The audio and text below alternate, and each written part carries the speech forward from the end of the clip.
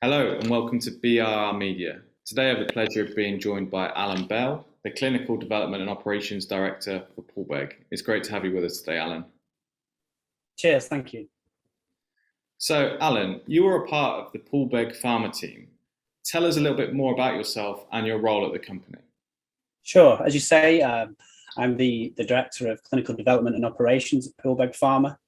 I originally trained in Manchester in the UK as a clinical physiologist before going on to study clinical pharmacology at King's College in London. I've been in and around drug development research and clinical trials for just over 15 years now, with a keen interest in respiratory infections. And I'm very excited to be taking Poolbeg's lead asset into the clinic in the next few months. So Poolbeg's lead asset, POLB 001, is a small molecule immunomodulator for severe influenza. Can you provide some more colour on the asset and why it's so important?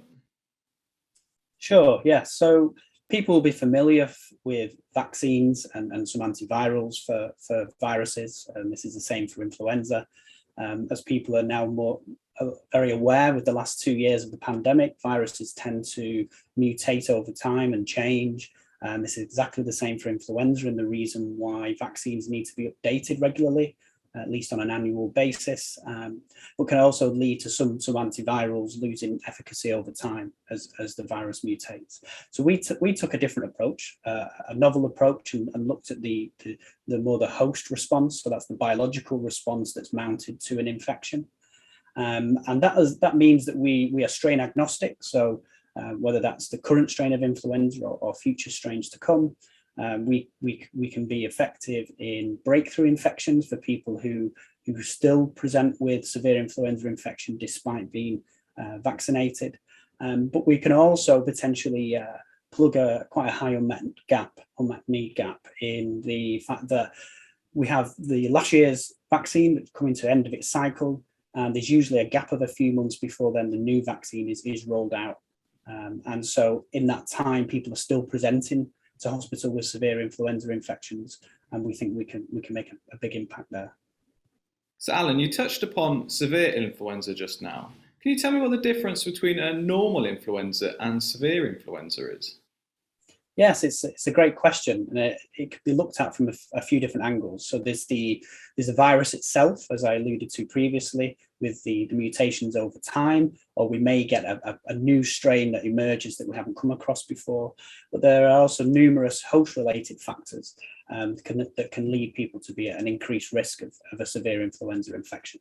So these are things such as age, for example.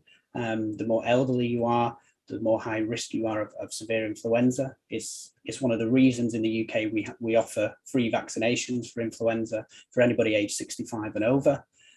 It's where you can have what's termed immunosenescence.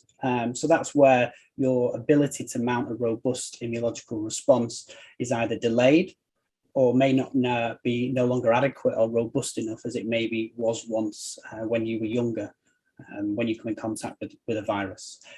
There are other comorbidities, so obesity is a leading one, which we know can interfere with the body's ability to mount a robust immunological response, but can also cause certain inflammatory profiles itself.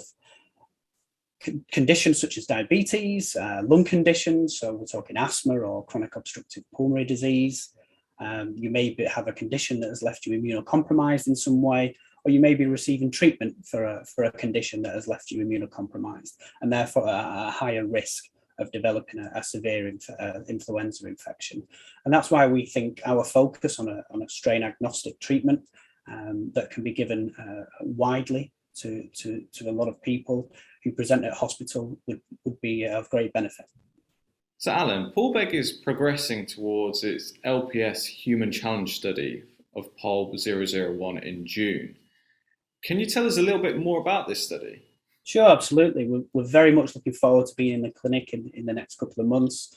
In terms of the program overall, we've made tremendous strides. We recently announced that we'd signed our contract with our manufacturer to manufacture POLB 001 to a GMP standard. So that's the regulatory standard that's required in order to administer to humans. But in addition to that, it's great to be working with Uriac. They are the originators of the compound itself. So they bring with them a deep knowledge of the compound, as well as the development processes that are required. And it's great to be working with someone that's as committed to seeing POLB 001 succeed as we are.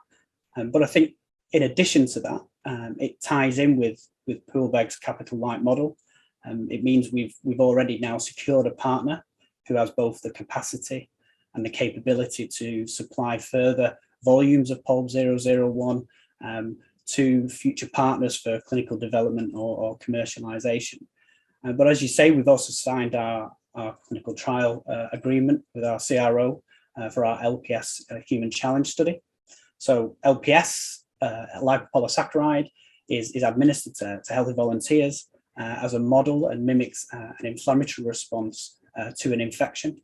What's interesting about our approach to our design for this study is we are administering the LPS both intravenously but also intradermally. And so this should give us some interesting data both for systemic readouts of inflammation as well as localized tissue-focused readouts. So hopefully for the end of this year, this is going to give us a novel data set for us to take forward.